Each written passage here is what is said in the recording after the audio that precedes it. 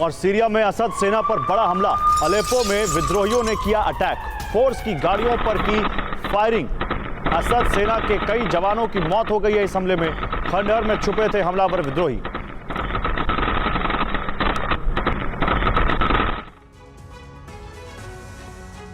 तो बाइडेन के कार्यकाल में 2.5 साल से ज्यादा समय तक रूस यूक्रेन युद्ध चला, लेकिन वो कभी इस बात पर सहमत नहीं हुए कि यूक्रेन के जरिए रूस पर लॉन्ग रेंज हमले कराए जाए। अब सत्ता के कुछ दिन बाकी हैं और उन्होंने विध्वंसक फैसलों को हरी झंडी दे दी है। रूस पर विदेशी मिसाइलों से हमले किए जा रहे हैं। अब ब्रेकिंग न्यूज यह है कि नेटो सेना का काफिला यूक्रेन पहुंच चुका है। फ्रांस और ब्रिटेन भी ईस्टर्न फ्रंटलाइन पर फौज उतारने की तैयारी में है। ट्रंप के व्हाइट हाउस पहुंचने से पहले ऐसे फैसले लेने का मकसद क्या है और इसके पीछे क्या रणनीति है, इस रिपोर्ट में देखिए।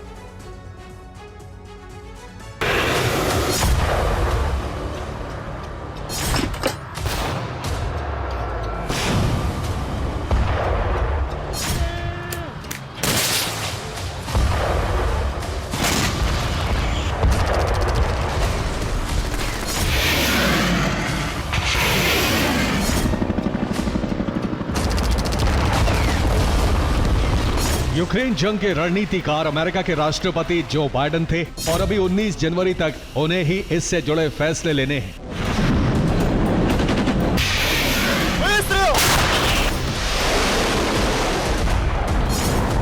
लेकिन बाइडेन जिस तरह के फैसले ले रहे हैं उससे यह नहीं लग रहा कि अमेरिका की नई सरकार के कार्यकाल में युद्ध विराम हो पाएगा, बल्कि बाइडेन के फैसले इस बात का संकेत हैं कि रूस नेटो की जंग कभी भी शुरू हो सकती है।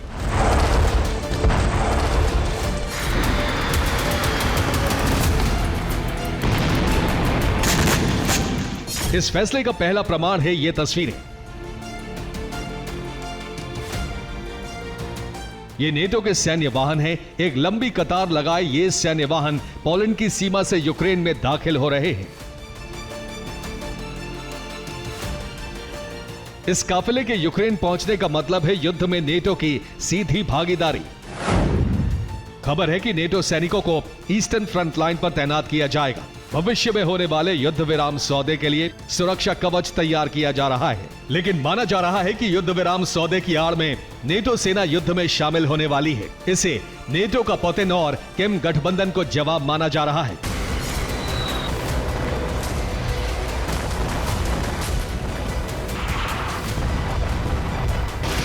नेटो सेनाओं की जंग में शामिल होने का मतलब है यूरोपीय देशों और रूस की जंग छिड़ने की आशंका है।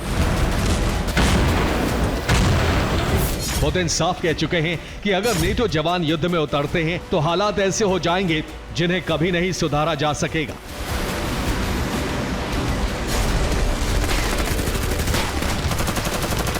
यूक्रेन में नेटो सेना भेजने के साथ ही यूक्रेन बॉर्डर पर बड़ी तादाद में सेना जमा की जा रही है।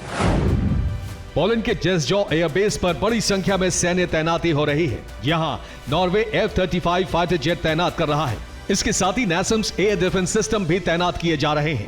कहा जा रहा है कि नॉर्वे को पोलिश जमीन से नेटो एयर स्पेस की सुरक्षा की जिम्मेदारी दी गई है, लेकिन आशंका है कि बड़ी जंग के लिए रूस के करीब सेना तैनात की जा रही है।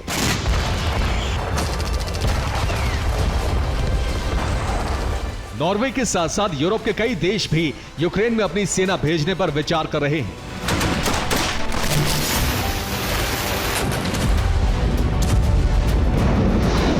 यूरोप की 2 राजधानियों पेरिस और लंदन में इस पर चर्चा की जा रही है।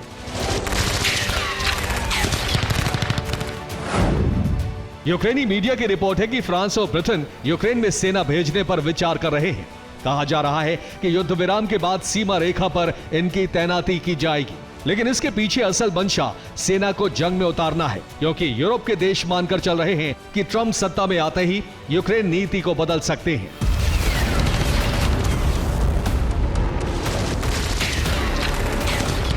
ट्रंप ने अमेरिकी सेना से रिटायर्ड जनरल कीथ केलॉग को रूस यूक्रेन मामलों का राजदूत नामित कर दिया है। 4 दिन पहले ही जनरल कीथ केलॉग ने कहा था कि यूक्रेन रूस युद्ध के समाधान पर काम जारी है और इस पर ट्रंप का प्लान तैयार हो चुका है।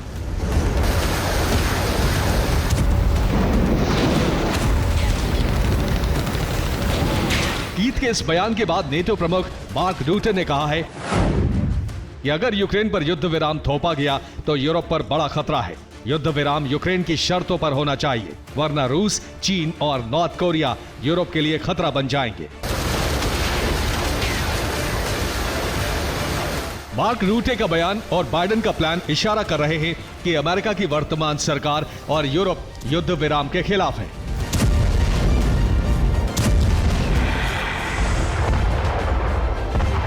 अचानक ही बाइडेन ने नेटो सेनाओं को यूक्रेन भेजने की अनुमति दे दी। अपने पूरे कार्यकाल में बाइडेन कहते रहे कि नेटो सेनाएं युद्ध में नहीं उतरेंगी, लेकिन व्हाइट हाउस छोड़ने से पहले बाइडेन के इस फैसले का मतलब है जंग को इतना भड़काना कि ट्रंप युद्ध विराम ना करा सके, यूरोप के साथ रूस की जंग शुरू करा देना ताकि ट्रंप मदद जारी रखने पर मजबूर हो जाए।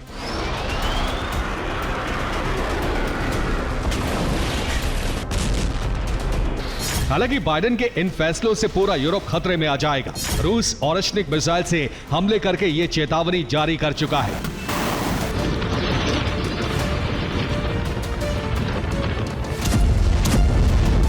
अगर यूरोपीय देशों से सेनाएं जंग में शामिल होती हैं, तो यूरोप पर रूस के हमले शुरू हो सकते हैं।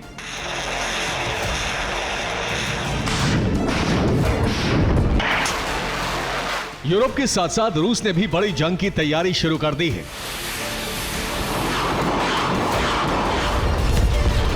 किम जोंग के 2000 नए सैनिक युद्ध में शामिल होने के लिए फ्रंट लाइन पर पहुंच चुके हैं। अब नेटो गठबंधन और किम गठबंधन के बीच जंग की चिंगारी कभी भी भड़क सकती है। Bureau report, TV9, Bharatvarsh.